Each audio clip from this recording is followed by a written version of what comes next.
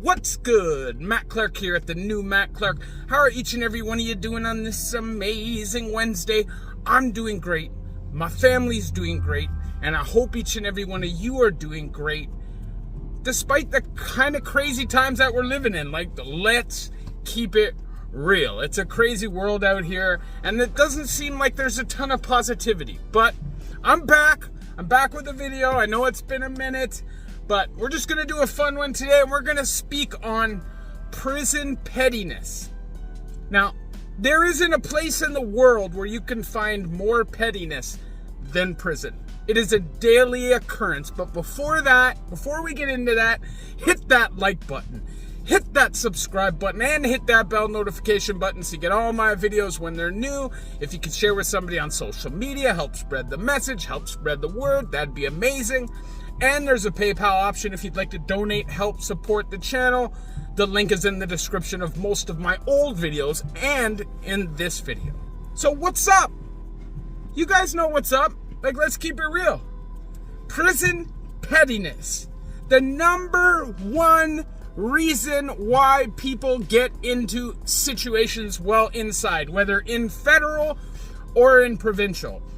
90% of the time, what it boils down to is somebody being petty, whether it's over the phone, whether it's over some food, whether it's over some canteen, whether it's over whatever, an argument. It's always over pettiness. Somebody trying to flex on the next guy and flex his dominance. This is a reality when you're doing time. You know, this is something that you can't get sucked into. It is a big part of prison politics. And the reality is, nobody goes to prison wanting to beef and scrap and fight and have to stab people. But we also know that this is a reality if you're doing time. And the biggest thing you can do to avoid it is just be a good guy. Just be a funny guy. Don't walk around like you're some hardcore, because I guarantee you 100%, at least one person will check you. So, where does the pettiness come from? Why is everybody so petty in prison? And I think it's because you don't have anything. You're holding on to so little on a day-to-day that it makes you desperate almost. So it's like, yo, why are people controlling a prison phone? You know what I'm saying? Like, who really cares? But it's something to control, right? A lot of these dudes on the streets are alpha dudes. They're in control of squads or organizations or just some people. And it's something that they do. They need to feel in control. So they do it over the phone. They do it about food. There's a whole bunch of reasons. But I think it really boils down to mentality, you know? Most guys that are in the community, have it booming out in the community, aren't going to act like that. You know, in my opinion, in my humble opinion, the people that act that way the most well inside most likely have the least well outside. I think the reality is that in the outside, you can be a boss without really having to be super G. If you can make money, if you are good at doing what you do, if you're a good leader. But in prison, it's different. You don't have to have a mindset of making money to be a boss in prison. In prison, all you need is to have some cojones and a 1-2 guys that are prepared to ride with you, and you'd be surprised at what you can control. And this is what happens. Guys take over the phones.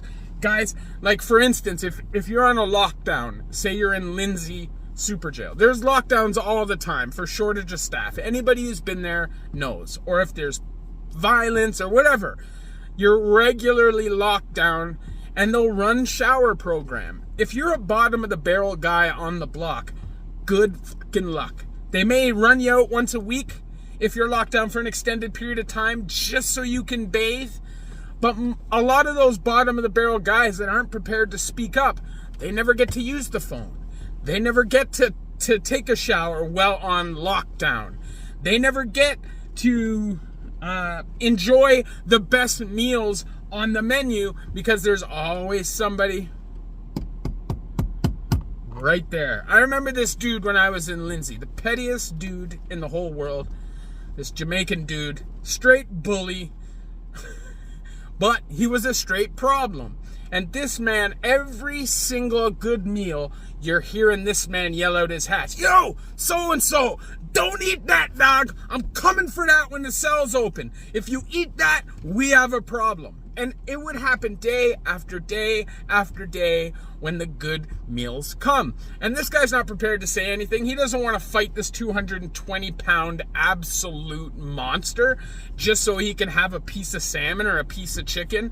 This guy's probably going to go home in a couple days, and to him it doesn't seem worth it. And that's why these guys prey on them, prey on people like that.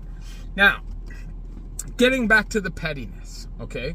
For instance, I remember this one day, he said, yo, send that. And the guy's like, yo, dog, I'm starving. I really want to eat this. He's like, yo, pussy, send that, or I'm coming to your cell when the cell's open. The fact is, the man already had beer extras. The man's pleading with him.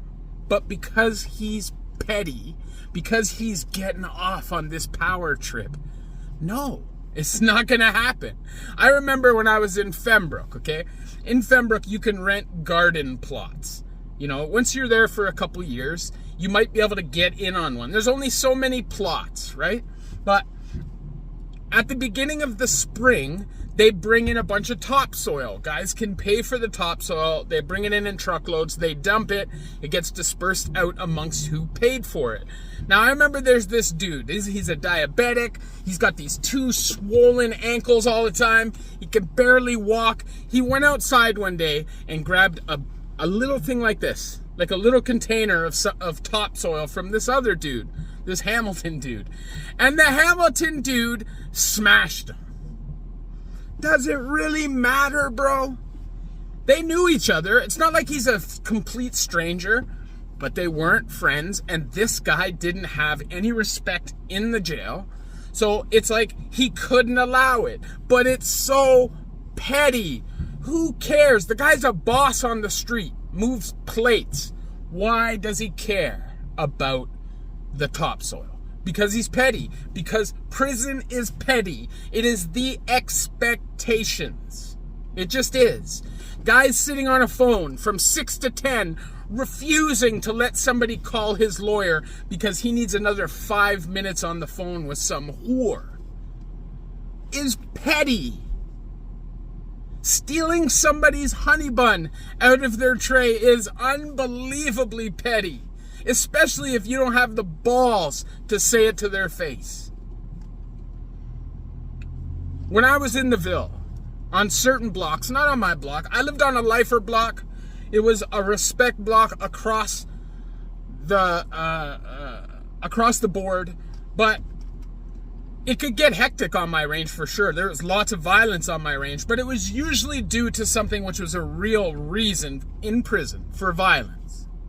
But on other blocks, man, the rules are just crazy. And a lot of people don't know every rule. Because it's not like in the provincial system where every range has a rule sheet at the front of the range. No, this is federal. You're supposed to know, okay?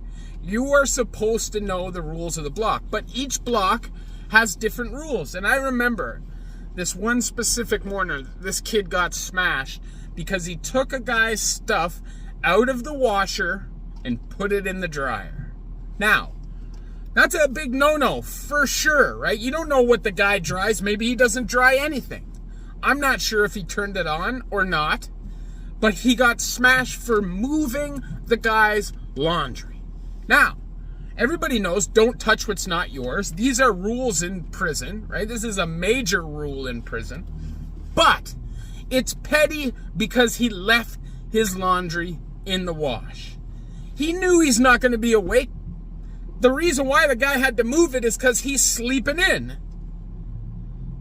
The guy's a big, scary dude. He doesn't want to bang on his door or wake him up to move his laundry over, so he just figured, you know what? I'll do the respectful thing. I'll put it into the dryer. People are petty in prison. Don't go out of your way to help anybody. For sure, if you've been there, you're established, you have homies, you want to help your homie, that's a different thing. That's not what I'm talking about. But do not go out of your way to involve yourself in anything or to try and help anybody Because reality is, this is the mindset. Nobody really gives a shit about the next person. The reality is, it's what can I do for me now because I'm desperate. Anybody who behaves like that in prison is desperate. Everybody knows how much it sucks there. So why would you literally want to terrorize somebody else who's going through what you're going through? I never understood the mindset. It should be man or con versus fed, but it seems more con versus con than that. And honestly, man, I've been in prisons where guys will laugh and joke, hardcores, laugh, joke, smile with the feds, but they're bullying guys, punking guys for their food, punking guys for the phone, punking guys for good clothes, punking guys for canteen, but will smile, joke, laugh, shake hands with the feds. I'm telling you, man, there is no reason for anybody to ever want to go to jail or prison. It's a total waste of time. And if you're doing any kind of time, any substantial amount of time, it's unavoidable to get into some kind of a confrontation. And you never know where that confrontation will go. You know what I'm saying? Like, bro, you smash somebody and you never know who he knows and how petty they are. So maybe because he lost a fight, now they gotta stab you because that's pettiness. That's how petty it gets. Oh, I lost a fight? Boom, I'm gonna stab him in his artery. I'm telling you, man, don't even waste your fucking time. Don't waste your time. And don't fucking, you know what I'm telling you? I'm tired of hearing people complain about prison. Just don't go. Don't go. It's that simple. Change your lifestyle and your behaviors so that your actions do not lead to consequences like prison or death. Because if you live that lifestyle, both of those things are in your future. I mean, death is in everybody's future, but sooner than later. And it seems to me like the world's getting crazier and crazier and crazier. Technology is getting better and better and better, making it more and more difficult to get away with crimes, and more people are going to go to prison if they don't change their behaviors. And if you're an addict, it's just a lose all around. And I know, take it from me, I'm still on Suboxone. I don't want to be on Suboxone. I don't want to be fucking tied down by some medication. But every single time in my life when I haven't been on Suboxone, I can't control my thoughts, man. It's like my thoughts automatically go to drug use. And why? Because I used drugs for such a long time that it became an integral part of who I was. It was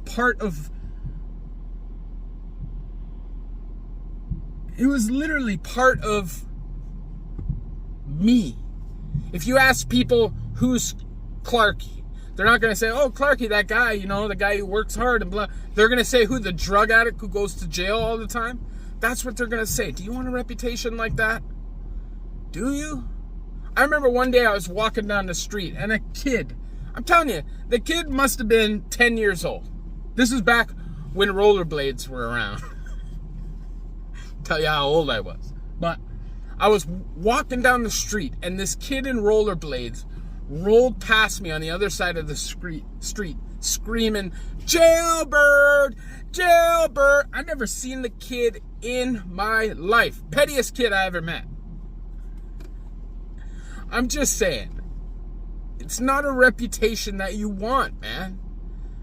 It's not. And it's not hard to avoid it. It's just a matter of who you associate with and the decisions you make, man. Get a job.